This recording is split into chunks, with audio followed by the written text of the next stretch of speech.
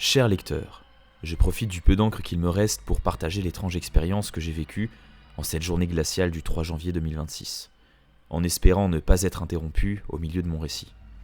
Sache que tout ce que j'écris sur ces pages n'est en aucun cas fruit de mon imagination. Tout ce que je vais te partager existe bel et bien, quelque part non loin de Kaatsheuvel, au sud des Pays-Bas. Nous étions épuisés par le blizzard venu du nord. Nos joues étaient écarlates, nos visages figés, et la neige ne cessait de tomber. Nous cherchions de quoi nous restaurer et nous réchauffer un peu. C'est là que je l'ai vue. Une vieille abbaye, à moitié en ruine, recouverte d'un manteau blanc. Un mal semblait s'être emparé de ces lieux. Quelque chose d'insaisissable, d'invisible, je dirais même quelque chose d'innommable. Et c'est à ce moment-là que je dois te mettre en garde, cher lecteur. Si tu ne souhaites pas être spoilé de ce qui se cache à l'intérieur de cette mystérieuse chapelle, je ne te recommande pas de rester plus longtemps sur cette vidéo, car aujourd'hui, je vais tout te raconter sur ce que j'ai vécu à l'intérieur de ces murs.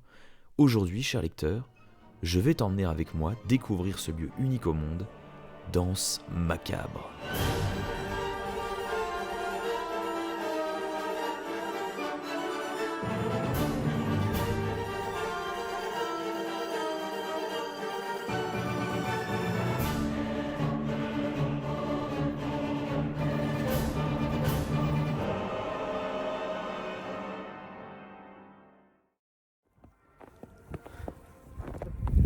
On est à Efteling, excellent. On arrive en retard, hein. Non sans peine, regardez-moi cette route. Qu'est-ce que je suis content d'être là. Après 1 an et demi, sous la neige. Je sais pas si tout sera ouvert, hein, mais... Avec la petite musique dans le fond. Oh. Qu'est-ce que j'aime ce parc. Qu'est-ce que j'aime ce parc. Comme vous l'aurez remarqué, notre séjour à Efteling se sera déroulé sous d'épais flocons de neige, accentuant toute la magie déjà présente habituellement sur le parc. Comme cette vidéo est essentiellement dédiée à la découverte de Danse Macabre, je ne vais pas spécialement m'étaler sur le reste du parc, pour lequel je vous avais déjà donné en grande partie mon avis dans ma vidéo découverte en 2024. Sachez en tout cas que la neige aura quelque peu réduit l'offre d'attractions du parc, en emportant avec elle le mythique Fliegende Holländer, resté figé dans son lac gelé, ou encore les 2 Joris enfouis sous bien 10 cm de neige. Ça ne m'aura pas empêché de faire quelques attractions extérieures, comme Baron, qui est honnêtement l'une des expériences les plus immersives qu'on puisse avoir. Vous sortez de la mine et là, tempête de neige. Ah Baron sous la neige, ça caille. Ça caille, c'est très drôle. On a l'impression avec les petits amas de neige, limite que les rails BM ressemblent à des rails Vekoma New Gen. C'est toujours une superbe attraction ce Baron, hein. Franchement, ça fait toujours très bien le taf. Pas le plus sensationnel, mais vraiment efficace. Mais ce qui nous intéresse aujourd'hui, c'est la grosse découverte que j'ai fait sur ce week-end du 3 et 4 janvier 2026, Danse Macabre. Après 1 an à essayer de pas me faire spoil Danse Macabre, je vais enfin pouvoir le tester. Petit plaisir, je me prends de la neige dans la tronche, ça donne un style. Hein. Ça donne un style, c'est extrêmement classe, c'est extrêmement beau. Quelle zone de fou malade. Bref, je vais tester ça et on en rediscute. À peine arrivé devant l'attraction et c'est déjà une énorme claque. Nous sommes accueillis face à ce grand bâtiment circulaire, semblant être abandonné. L'entrée est mystérieuse, un chat nous regarde et nous voici dans la première partie de cette file d'attente. Un cloître dont la moitié du toit semble s'être effondré, et à en voir l'allure des poutres, je dirais même que cela semble avoir été fait violemment. Dans ce cloître, des chants résonnent, avec la neige qui nous glace le bout du nez, le temps semble presque s'être arrêté. Une fois sortis du cloître, nous sommes parqués avec d'autres visiteurs dans ce qui semble être un jardin de plantes aromatiques. De petites stèles sur le sol indiquent les différentes variétés, mais ne manquent pas également de nous donner le sentiment d'être dans un cimetière. Nous sommes bloqués, rivés comme un troupeau attendant qu'on lui ouvre la porte. Cette grande porte en bois, mais que se cache-t-il derrière ? Je ne peux plus attendre, je veux savoir. Et puis nous y voici. La porte s'ouvre, une personne en long manteau noir nous laisse passer, et nous voici cette fois dans un véritable cimetière, dans lequel trône en pièce centrale une tombe, celle de Joseph Charlatan. À en voir la statue à son effigie, il s'agit sans aucun doute d'un grand musicien. La porte se referme derrière nous, quand soudain surgit d'outre-tombe une voix. Cette voix. Salutations, mortels courageux. Ici, dans l'ancienne Weaverwood, vous vous trouvez parmi les ruines endormies de l'abbaye Kapelle von Kaatsheuvel. Il y a bien longtemps, le vendredi 13 de l'année 1876, l'orchestre entier du chef d'orchestre Joseph Charlatan a disparu ici lors d'un concours international de musique. après une interprétation magistrale de la pièce Danse macabre. Les musiciens ont été dévorés sans pitié par l'innommable, le mal qui hante encore aujourd'hui ces lieux, et se manifeste sous la forme d'une créature féline, monstrueuse, maudite et damnée à jamais. Le chef d'orchestre et son orchestre jouent la danse macabre dans la chapelle de l'abbaye jusqu'à la fin des temps. Soyez sur vos gardes, mortels, et évitez surtout tout contact avec un chat noir en apparence aimable. L'innommable est partout, et rien ici n'est ce qu'il paraît. Nous avançons sur un chemin montant jusqu'à l'entrée de cette abbaye. Sur notre route, des vestiges de l'ancien concours de musique de Joseph Charlatan. Nous attendons notre tour, puis nous voici désignés vers un couloir. Pour notre part, nous serons dans le numéro 2. Nous frôlons les murs, l'obscurité nous entoure, les bruits de l'extérieur disparaissent, et un chat semble se promener dans ces couloirs. Impossible de savoir où il est, mais des miaulements et même des cris viennent de part et d'autre. Nous attendons, et la porte s'ouvre. À ce moment-là, nous entrons dans la fameuse chapelle. Le lieu est impressionnant, la pièce haute de plafond nous écrase sous son toit, 6 stalles de chorale sont placées religieusement face à un tas d'instruments. Nous sommes invités à y prendre place. Assis au dernier rang, je referme ma barre, les portes de la chapelle se referment les unes après les autres, dans un bruit lourd qui retentit dans toute son enceinte. La lumière s'éteint et le ride commence. Vous voulez mon avis sur Danse macabre? Je donne un petit avis à chaud, vous aurez droit à un avis à froid un peu plus tard. Très rapidement, premier tour, la zone est magnifique. Avec le cloître juste derrière, on est dans un espèce de monastère détruit, c'est complètement ouf. J'ai pas saisi toute l'histoire parce qu'on parle pas néerlandais et que j'aurais peut-être dû regarder sur l'application, parce que depuis l'application Efteling, vous pouvez directement voir les traductions, comme on refera d'autres tours plus tard dans la journée et dans le séjour. De toute façon, j'aurai l'occasion de re-regarder. L'attraction en elle-même, le système pensé par Intamin, qui ressemble à des espèces de tick-up en fait, mais complètement désarticulé, parce qu'en fait vous êtes sur un plateau qui va descendre. C'est assez impressionnant, c'est très peu sensationnel, honnêtement. Très très impressionnant, des petits moments de free fall aussi, mais très légers. C'est hyper bien pensé, ça doit être un vrai foutoir à gérer. Et puis on a des trucs à regarder de partout, il y a des choses à voir de partout. Si je puis me permettre, j'ai pas mal de personnes dans mon entourage, et je pense notamment à mon très cher Frank Coster, qui doit sans doute voir cette vidéo, qui me l'ont extrêmement vendu en disant « meilleure attraction du monde, tu ne trouveras pas mieux ». L'éclairage, le travail de son, c'est exceptionnel. De là à dire c'est la meilleure chose du monde.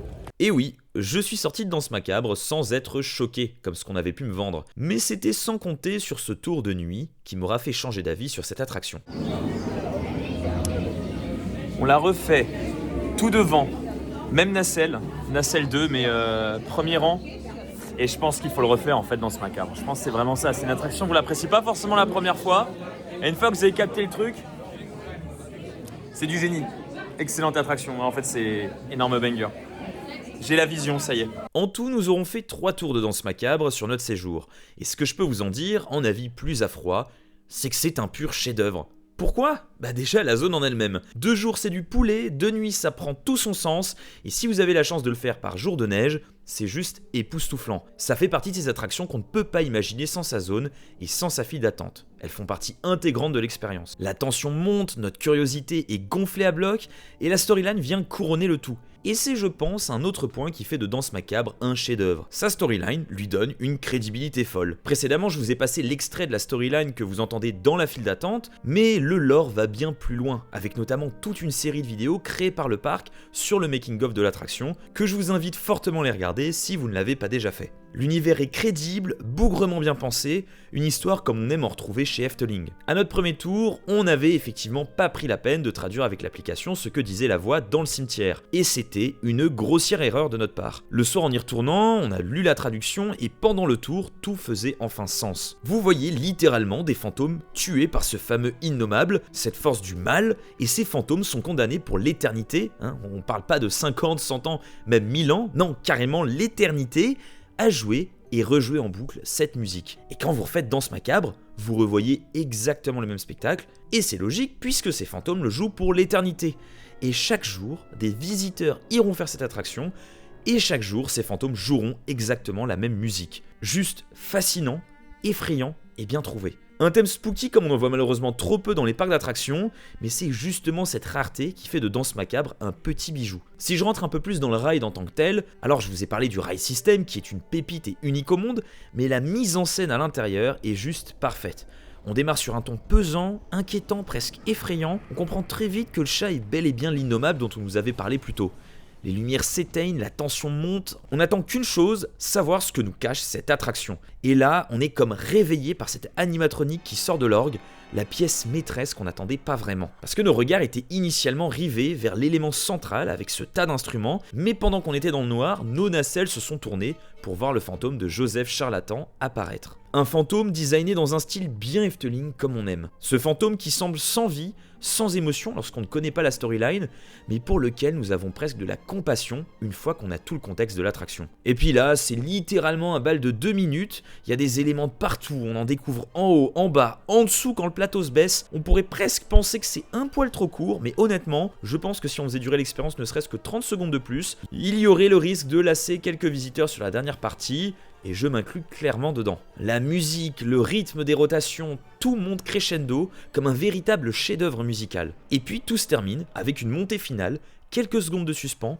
l'obscurité fait son grand retour, et nous chutons de quelques mètres. À ce moment-là, les instruments au centre de la pièce sont comme dégonflés, vidés de leur magie. Et seul le violon iconique de l'ancien Spookslot termine en jouant un solo de quelques notes, juste avant de lui aussi s'évaporer. Et Spookslot est peut-être le dernier point important de cette expérience. Spookslot, c'est le nom de l'ancienne attraction qui a fermé ses portes en 2022 et qui était située au même emplacement que Danse Macabre. C'était une attraction culte d'Efteling qui avait vu des générations de visiteurs passer par là depuis 1978, donc clairement très ancré dans l'héritage du parc. Forcément, ce genre d'attraction iconique ouverte depuis longue date, ça laisse toujours un bon paquet de visiteurs nostalgiques. Et Efteling étant un parc qui accorde une très grande importance à son héritage, aura fait de Danse Macabre le successeur parfait de Spookslot. Le parc a cherché à créer quelque chose de nouveau, en partant de l'existant, en gardant les références de Spookslot pour les mettre à l'intérieur de la nouvelle attraction, la musique Danse Macabre qui donne le nom de l'attraction et qu'on entend pendant le ride, il y a plusieurs moments dans la zone et la file d'attente, était autrefois la musique qui accompagnait Spookslot. Le violon phosphorescent était déjà à l'époque une pièce majeure de l'attraction, de nombreuses pièces ont été gardées pour reprendre place dans Danse Macabre, le plafond est inspiré de celui du pré-show de l'attraction de 78, et pour aller plus loin, Efteling a même récupéré des dessins n'ayant finalement jamais servi pour Spookslot et finalement utilisé comme pièce majeure de Danse Macabre. Des détails et des refs, il y en a énormément et je vous invite à aller regarder des images de l'ancien Spookslot pour essayer de retrouver tout ça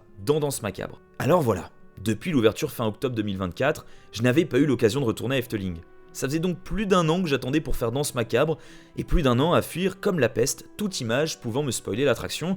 Et je dois vous avouer, non sans peine. Mais finalement, nous y voici et je peux maintenant dire que oui, c'est l'une des meilleures attractions que j'ai pu faire de toute ma vie. Il y a une quantité de refs dans Danse Macabre que c'en est déjà une attraction culte, alors qu'elle n'a que 1 an. Il y a bien évidemment un défaut, mais que je ne vous partagerai pas dans cette vidéo, pour la simple et bonne raison qu'il fait partie de ces défauts qu'on ne remarque pas forcément en faisant l'attraction, mais qui, une fois connus, sont impossibles à sortir de notre tête pendant le ride. Donc n'ayant pas forcément envie de ruiner vos expériences futures de Danse Macabre, je vais éviter de vous créer une fixette sur un petit défaut.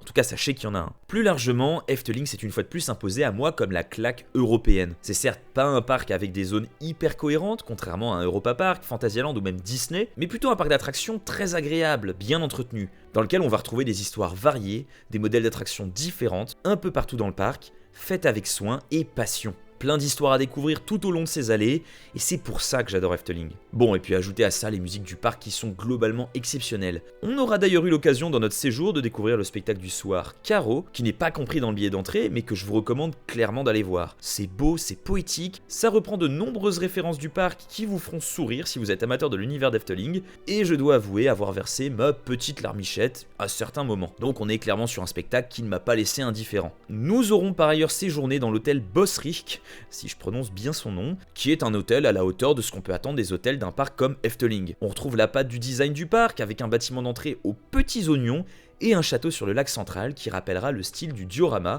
ou du mythique Drumvloert. Même sans être résident de l'hôtel, si vous avez le temps et l'occasion, pensez à aller y faire un tour. Et puis, il est temps pour nous de reprendre la route vers le nord de la France. On dit une dernière fois au revoir à Efteling, et une fois de plus, merci pour tout.